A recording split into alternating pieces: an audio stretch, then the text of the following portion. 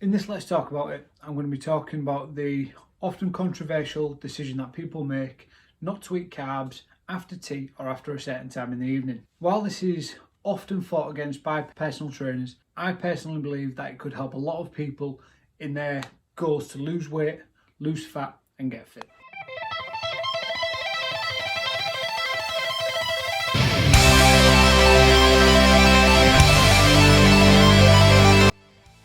I want to start by saying at no point does purely cutting carbs after a certain time or after you've eaten tea mean that you will definitely lose fat, lose weight or get fit. There are certain other parameters that need to be in place to make sure that you are hitting the goal that you've set to achieve.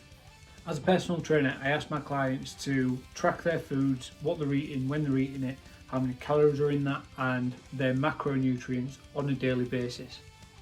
With that experience, found a lot of the time with new clients and existing clients that later on in the evening they're tending to reach for those sugar dense, carb dense foods that might not be the most nutrient dense.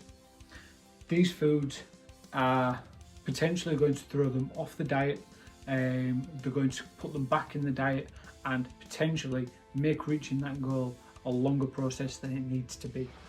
Now, there are often reasons for why people reach for those type of foods, and the main one of them is slight dehydration later on in the day.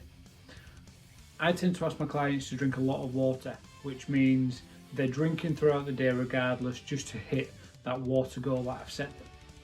Whereas some people that are just setting out on a fitness journey that may not be working with myself or another personal trainer may not have a set water goal, and later on in the evening you can start to get a sweet taste in your mouth and you can start to crave sugars.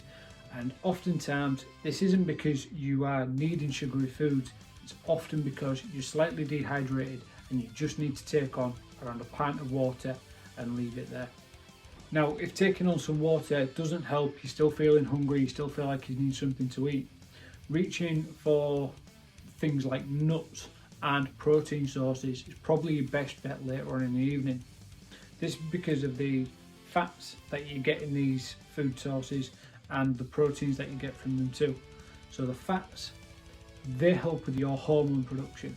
Hormone production is brilliant for the way you're feeling throughout your training. And then protein helps with recovery. So if you're feeling sore, you're aching, reaching for a meat source or any other protein source later on in the day will help you recover through the night whilst you're asleep, and you're potentially going to feel better, more rested and ready to get another workout the next day.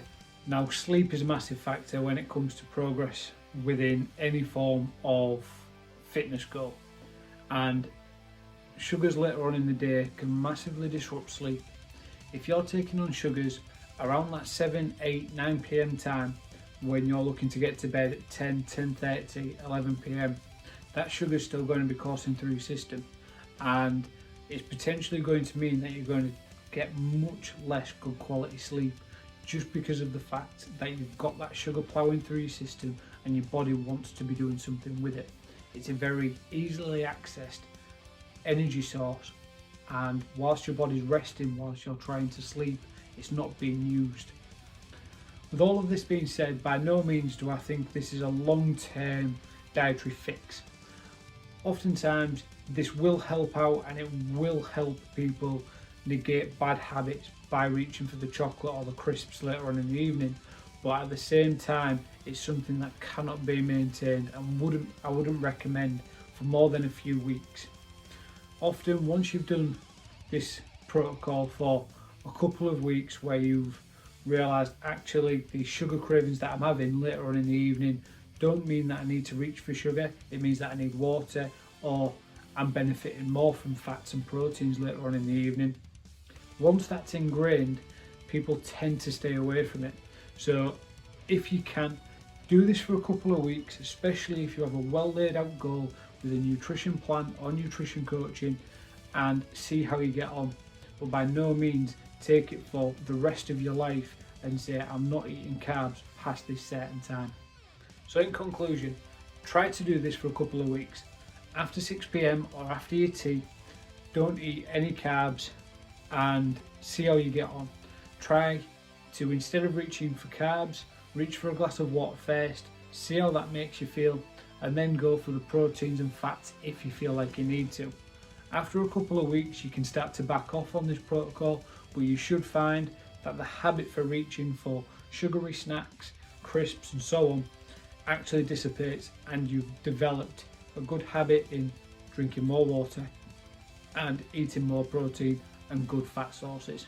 Let me know if there's anything that you want me to talk about. Let me know if you disagree with anything that I've said or agree, or can expand upon what I've said in this video. And I'll be back next week with another Let's Talk About It.